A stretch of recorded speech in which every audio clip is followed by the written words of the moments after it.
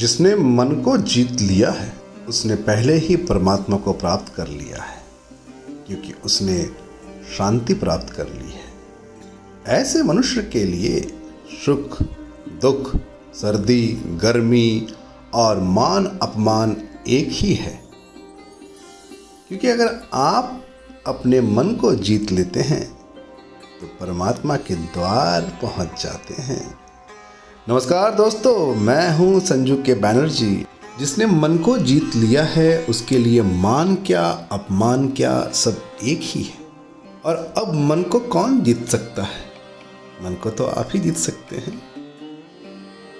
आप सोचिए, हम आम बड़े ही मजे से खाते हैं,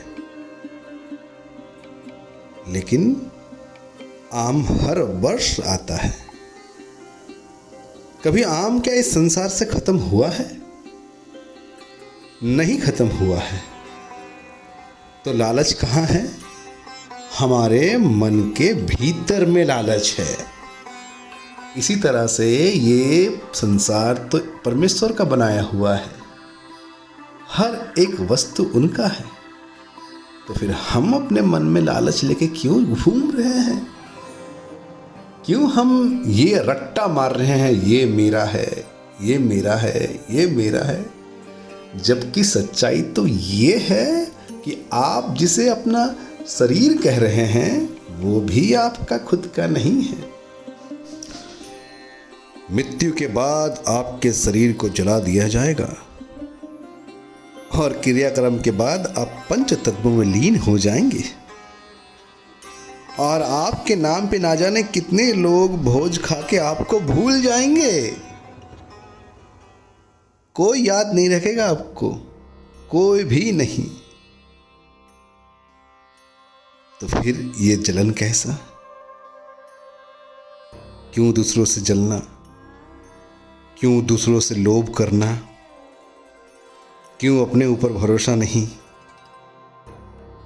आप क्या कर रहे हैं? आपको पता ही नहीं है कि आपका जीवन किस दिशा में जा रहा है और आप बस चले जा रहे हैं, चले जा रहे हैं, चले जा रहे हैं लोभ के चक्कर में।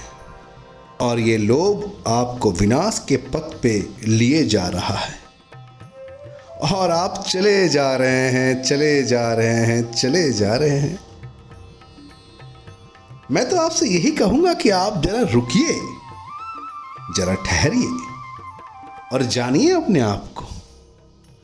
जानिए उस परमेश्वर को जिन्होंने इस पूरे विश्व का निर्माण कराया। आपका, हमारा, इस जगत में जितने प्राणी हैं, चाहे एक छोटी सी चींटी से लेके बड़े से बड़े हाथी, मछली, सांप, ये सब परमेश्वर ने निर्माण करवाया है। तो फिर हम किस भ्रम में जी रहे हैं? चंद कागज के रुपयों को इकट्ठा करते करते हम अपने जिंदगी में ना जाने कितने बीमारियों को लिए घूम रहे हैं। मृत्यु तो आनी ही है, मृत्यु से कोई वंचित नहीं हो सकता। चाहे आप, चाहे मैं या जगत के कोई भी व्यक्ति इस मृत्यु को टाल नहीं सकता। जिस दिन मृत्यु आएगी आपको लेके चली जाएगी। तो आप किस भय में जी रहे हैं? किसके लिए ये सब इकट्ठा कर रहे हैं? किसके लिए? सच तो ये है और सच्चाई तो ये है कि आपको इस परमेश्वर की दुनिया को जानना है। इसी उद्देश्य से आपको जीना है, लेकिन आप परमेश्वर की इच्छा के विरोध चल रहे हैं। आप अपने अंदर के प्रेम को मार दिए हैं।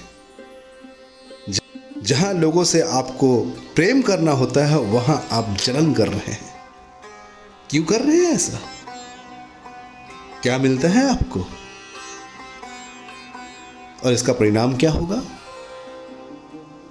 किस पथ पे चल रहे हैं आप?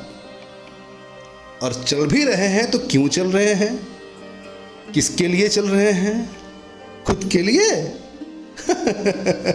आप तो मिटा दिए जाएंगे इस जगत से, आपका तो हस्ती ही नहीं रहेगा। तो फिर लोभ कैसा? ये लोभ और क्यों ये लोभ?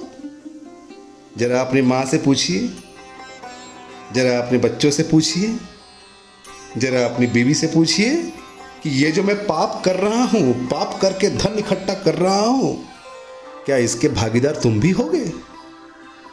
नहीं होगा, कोई नहीं होगा उसका भागीदार। उसका भागीदार आप स्वयं हैं, क्योंकि पाप आप स्वयं कर रहे हैं। उसे क्या पता, उसे क्या पता, उसे भी तो उतना ही अधिकार है इस पृथ्वी में जीने का।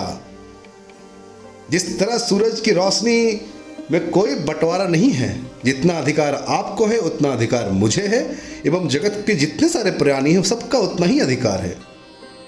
वायुमंडल में जो ऑक्सीजन चल रहा है, इस ऑक्सीजन से हम और आप जीवित हैं, उसमें कोई भेदभाव नहीं है। जितना अधिकार आपको है उतना ही अधिकार मुझे है, एवं जगत के समस्त प्राणियों को भी उतना ही अधिकार है। जब ईश्वर कोई भेदभाव नहीं करता, ईश्वर जब हमें किसी से अलग नहीं रखता, तो फिर हम प्राणियों में ऐसा क्यों है? हम प्राणी इतना नादान क्यों है? क्यों है? कौन समझाएगा आपको? और कभी आप समझदार होंगे? कब मनुष्य की सच्चाई को जान पाएंगे कि आपका जन्म का उद्देश्य क्या है और क्यों जन्म हुआ आपका इस पृथ्वी पर?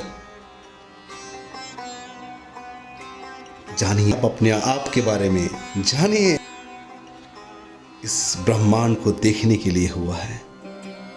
इस ब्रह्मांड से प्रेम कीजिए, इस ब्रह्मांड के हर एक वस्तु से प्रेम कीजिए, आप सबको प्रेम दीजिए। वही प्रेम आपका अमर रहेगा और कुछ नहीं। कोई मोबाइल आपका ठीक से नहीं चल रहा है तो आप उस मोबाइल को या तो किसी दुकानदार के पास छोड़ आते हैं, इसे ठीक कर दो, या तो आप फेंक देते हैं या किसी को दान कर देते हैं, क्योंकि आप उसे अपने पास नहीं रखते। इसका कारण क्या है? क्यों नहीं रखते आप अपने पास उस खराब मोबाइल को? क्योंकि वो ठीक से चलता नहीं है, उसका सर्विस ठीक नहीं है।